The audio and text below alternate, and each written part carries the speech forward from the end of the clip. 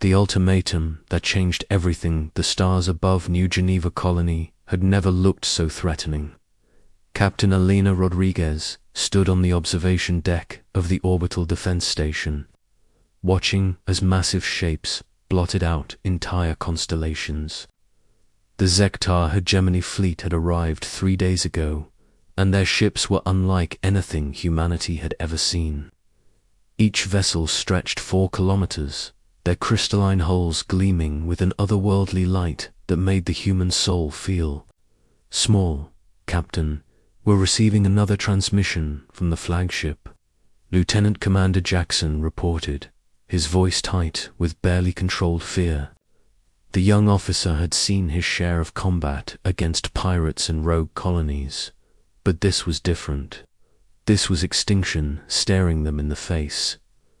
Elena turned from the viewport, her weathered features set in grim determination. She had spent half her life in space, fighting humanity's small wars and keeping the peace between colonies. Nothing had prepared her for this moment when an alien empire had come calling with demands that would end human civilization as they knew it. The main screen flickered to life, revealing the imposing figure of Zektar Prime Overlord Thane. The alien's appearance was both beautiful and terrifying. His translucent skin revealed flowing energy patterns beneath, while his 4 arms moved with precise, calculated gestures. When he spoke, his voice carried the weight of absolute authority. "Humans of the Sol System and its colonies," Thane began, his words translated by their universal communication systems. "The Zektar hegemony has claimed the 12 star systems you currently occupy. These worlds contain resources essential to our expansion. You have 72 of your hours to evacuate completely. Any human presence remaining after this deadline will be eliminated." Elena felt her jaw clench. 12 systems. That was nearly a quarter of human space, including some of their most productive agricultural and mining worlds. Billions of people called those systems home. The logistics of evacuation alone would be impossible in 72 hours, even if they wanted to comply. Ambassador Wei Chen stepped forward from the diplomatic section of the bridge. The elderly man had spent his entire career negotiating peace between human factions, his silver hair and kind eyes hiding a sharp political mind. "Prime Overlord Thane, surely we can reach some form of agreement. These systems have been human territory for over a century. Perhaps we could discuss resource sharing or territorial exchanges." The alien's expression didn't change, but something in his energy patterns shifted, creating an almost dismissive glow. "There is no negotiation. The hegemony does not bargain with inferior species. You will comply or face annihilation. Our weapons can sterilize entire worlds from orbit. Your primitive technology cannot oppose us."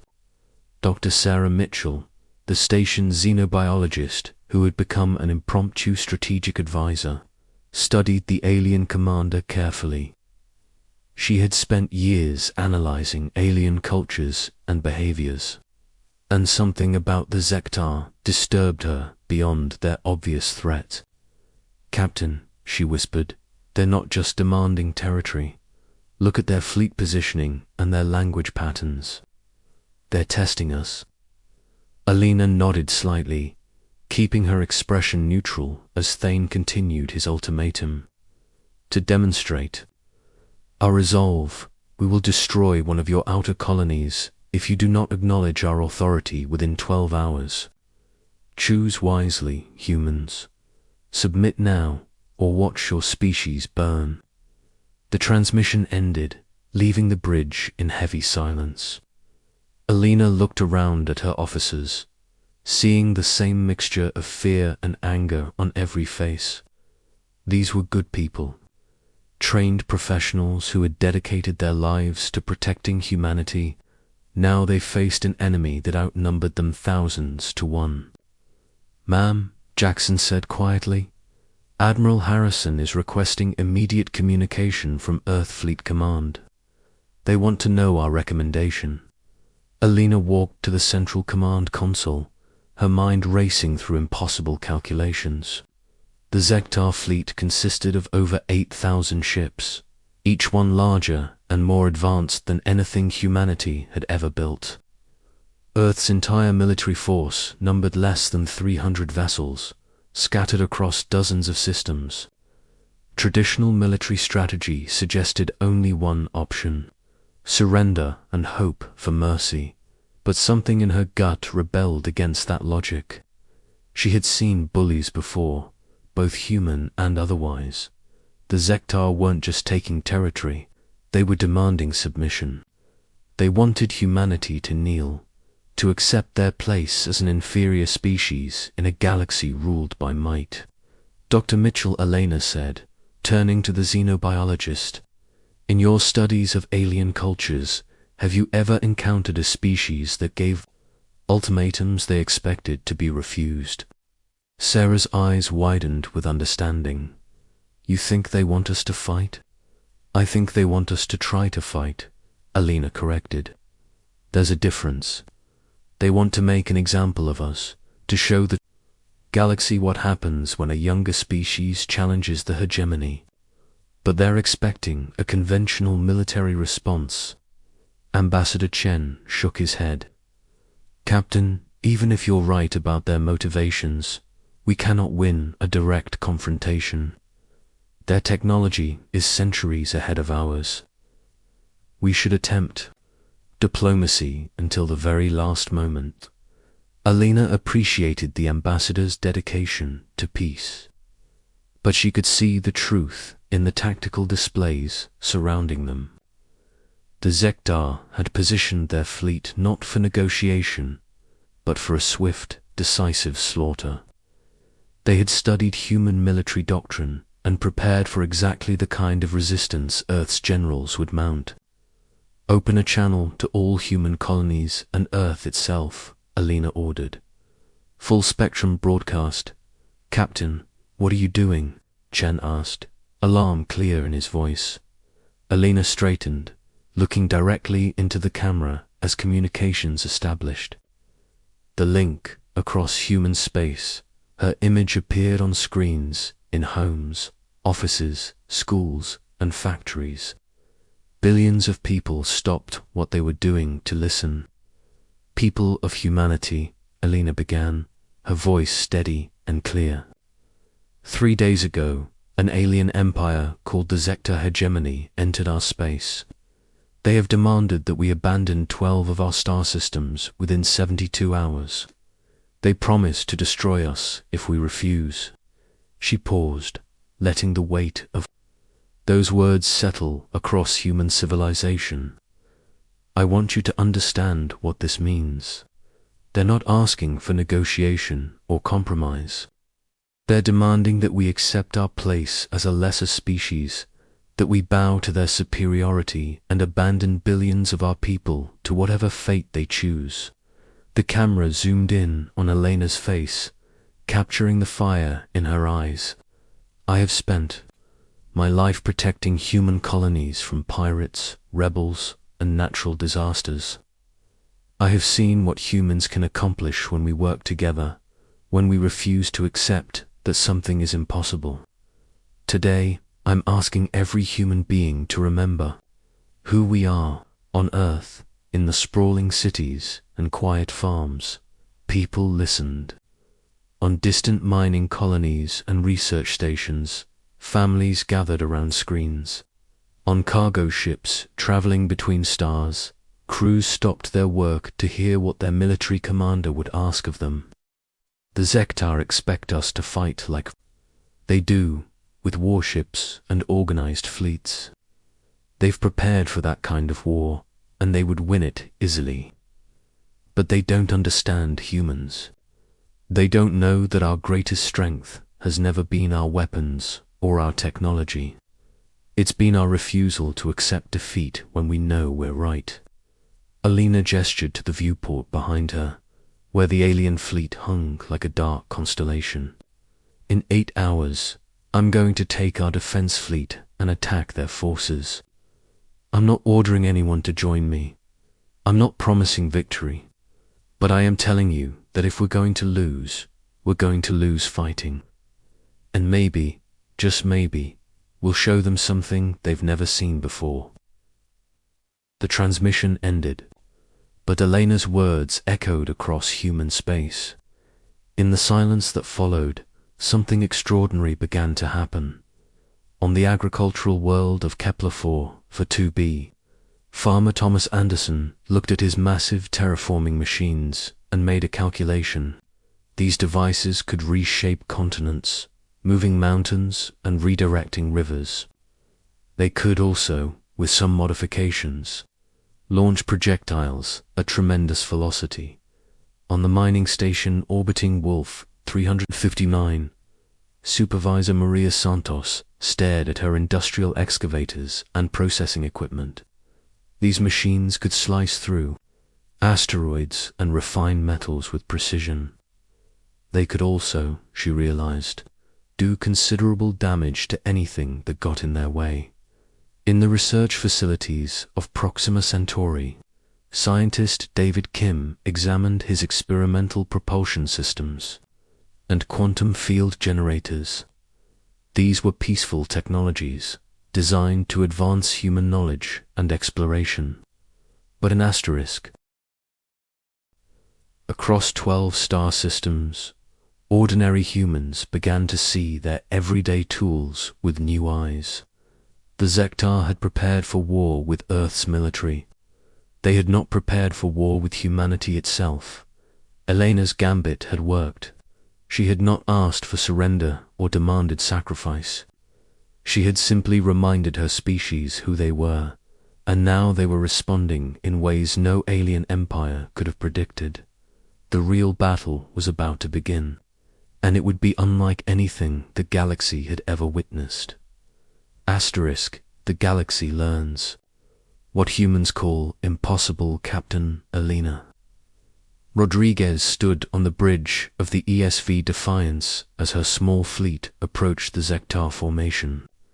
Behind her, 27 Earth military vessels prepared for what every tactical analysis said would be their final battle. But as they closed the distance, Elena's communications array lit up with thousands of signals from across the 12 threatened star systems. "Captain," Lieutenant Commander Jackson reported, his voice filled with wonder rather than fear, "we're receiving registration requests from everyone. Cargo haulers, mining ships, personal transports, even atmospheric shuttles. They're all requesting permission to join the fleet." Elena smiled grimly. She had hoped for some civilian support, but the response exceeded her wildest expectations. "How many ships are we talking about, Lieutenant?" "Over 40,000, ma'am.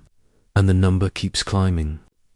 On the main screen, Dr. Sarah Mitchell pulled up a tactical display that showed the growing swarm of human vessels converging on their position.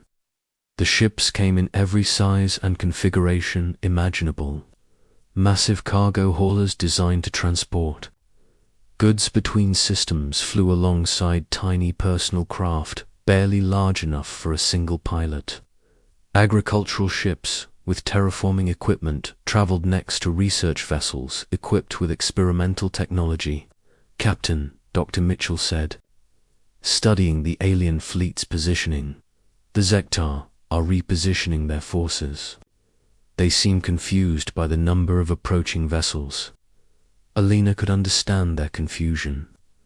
In traditional galactic warfare, civilians evacuated battle zones while military forces engaged in organized combat. The sight of tens of thousands of non-military vessels joining a hopeless fight went against every accepted rule of interstellar conflict. A new voice crackled over the communications system. "ESV Defiance, this is the cargo hauler, Big Dreams. Captain Martha Wilson speaking. We've got a full load of industrial diamonds bound for the mining colonies. Figure they might do some damage if we can get them moving fast enough. Another transmission followed immediately. Defense Fleet, this is Dr. James Park aboard the research vessel Curiosity. We've got an experimental gravity field generator that wasn't supposed to be weaponized. Turns out desperate times change a lot of design specifications. Alina felt something she hadn't experienced in years. Hope. Not hope for easy victory, but hope that humanity would face its fate with dignity and defiance. All vessels, this is Captain Rodriguez. I want you to understand what you're volunteering for. The Zektar fleet outnumbers us and outguns us. Most of you won't survive the next few hours. The response came not from one ship, but from thousands, creating a chorus of voices across the communication channels. Teachers, farmers, miners, traders, scientists, and families all speaking as one. We understand, we're coming anyway. Thomas Anderson's voice joined the chorus from his converted terraforming ship. Captain, this is the Earthshaper.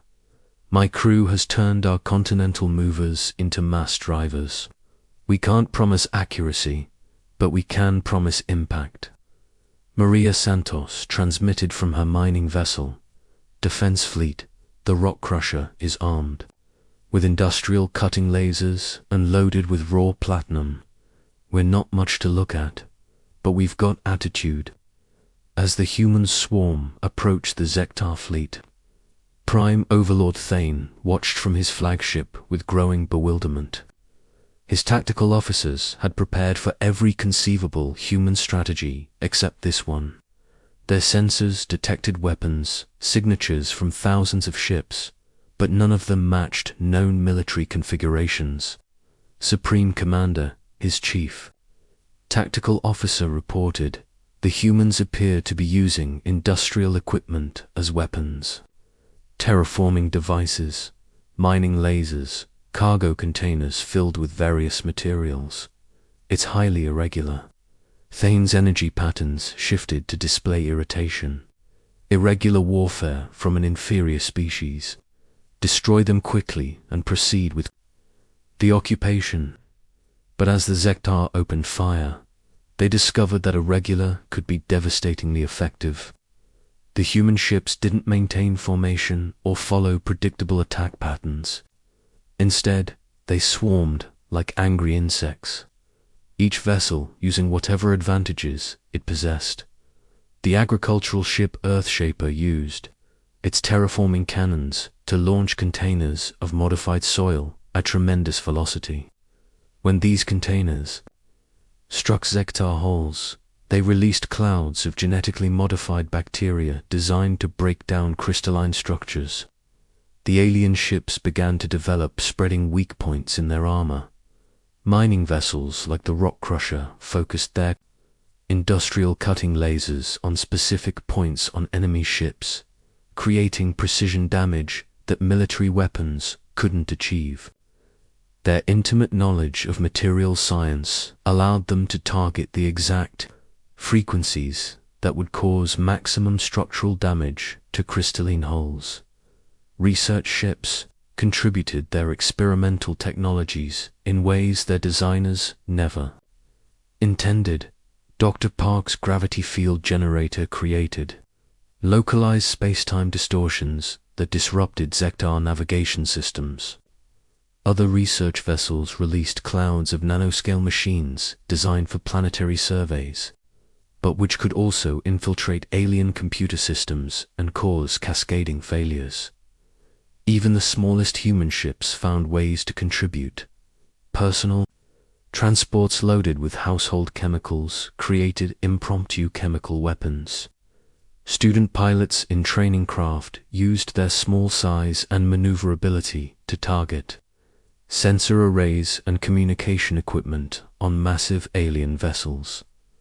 The battle became a chaos of creativity and determination that the Zektar had never encountered. Every human ship that was destroyed took alien vessels with it, but more importantly, they bought time for others to adapt and improvise new tactics. Captain Dr. Mitchell reported, monitoring the alien communications, the Zektar are requesting reinforcements from their other fleets. They're also sending detailed reports about human combat behavior to their high command. Alina nodded, watching as a converted passenger liner used its entertainment systems to broadcast confusing signals that jammed Zektar targeting computers. They're learning that humans don't fight like other species. We don't just throw military assets at a problem, we throw everything we have. The tide of battle shifted when the Zektar made their first major tactical error. Frustrated by the chaos of irregular warfare, Prime Overlord Thane ordered his fleet to target human civilian centers on nearby planets, hoping to force the swarming ships to break off their attack and defend their homes. The response was immediate and overwhelming. Instead of retreating, the human ships fought with increased fury. But more importantly, the civilian populations on the threatened worlds began launching everything they could get into space. Families loaded their personal vehicles with whatever they could find and launched toward the battle. Schools emptied as teachers and students alike, improvised weapons from educational equipment. Even retirement communities saw elderly humans strapping rocket motors to mobility scooters and joining the fight. The moment that changed everything came when 8-year-old Lisa Chen, evacuating with her family from Kepler 4 to be, convinced her parents to let her launch her collection of toy rockets toward the alien fleet. The toys were harmless, but their sudden appearance on Zektar sensors during a crucial targeting sequence caused a massive collision between two alien vessels. Did that child just... Lieutenant Commander Jackson stared at his tactical display in disbelief. Yes, Alina replied, feeling something between laughter and tears. A little girl with toy rockets just took out 2 alien cruisers. The psychological impact on the Zektar was profound. They had prepared to face a military force, not an entire species that treated warfare as a family activity. Their rigid command structure couldn't adapt to an enemy where 80-year-olds could influence strategic outcomes. As the battle raged on, the Zektar began to realize they faced something unprecedented in galactic history. The humans weren't just fighting with military units. They were fighting with their entire civilization. Every person, every tool, every creative idea was being thrown into the conflict. Prime Overlord Thane watched his fleet's casualties mount and came to a startling realization. Even if the Zektar won this battle, occupying human space would be impossible. These people would never stop fighting. They would turn every household appliance into a weapon, every civilian into a soldier, every defeat into motivation for more creative resistance. Supreme Commander, his tactical officer reported, "Our casualty projections indicate that pacifying human space would require our entire military force and result in losses exceeding acceptable parameters." Thane studied the tactical displays, watching as a human garbage collection ship used its waste processing systems to launch corrosive materials at his flagship. The weapon should have been laughable, but it was causing real damage to their hull integrity. For the first time in his long military career, Thane faced an enemy that confused and impressed him in equal measure. The humans were losing the battle by every conventional measure, but they were fighting with such creativity and determination that victory felt hollow. "Open a channel to the human fleet commander," Thane ordered. Elena's image appeared on his screen, her uniform scorched and her face showing the strain of battle, but her eyes still blazing with defiance. "Prime Overlord, have you come to demand our surrender again?" "No," Thane replied, his energy patterns shifting to show something like respect. I have come to inform you that the Zektar hegemony is withdrawing from this system. Your species has proven unsuitable for conquest." Alina felt her knees nearly buckle with relief, but she kept her expression steady. "We told you we wouldn't. Surrender." "You did more than that," Thane admitted. "You showed us that some species value freedom more than survival. The hegemony will mark human space as restricted territory. We have no desire to face your kind again." As the Zektar fleet began its withdrawal, Alina looked around at the remnants of her impossible fleet. Thousands of human ships, military and civilian alike, had been destroyed or damaged. But they had achieved something that would echo across the galaxy for generations. The final transmission came from throughout human space as billions of voices joined together in a message that would become legendary. "We are humanity. We do not surrender. We do not submit. And we do not forget." The galaxy took notice. Within weeks, the story of the human defense spread to every civilized world. Other species began to study human culture, trying to understand how a relatively young civilization had turned household items into weapons of war and convinced children to join military campaigns. Alina Rodriguez became a symbol of human determination. But she knew the real heroes were the ordinary people who had looked at impossible odds and decided to fight anyway. They had proven that humanity's greatest weapon wasn't technology or military might, but the simple refusal to accept defeat when freedom was at stake. The Zektar hegemony never threatened human space again. In fact, no major galactic power ever made that mistake. The lesson was clear. Humans were not a species to be conquered or controlled. They were a force of nature, unpredictable and unstoppable when their survival was threatened. And in the quiet moments between stars, when other species told stories of great battles and legendary warriors, they always included the tale of the humans who turned toys into weapons and proved that sometimes the impossible is just another word for haven't tried hard enough yet.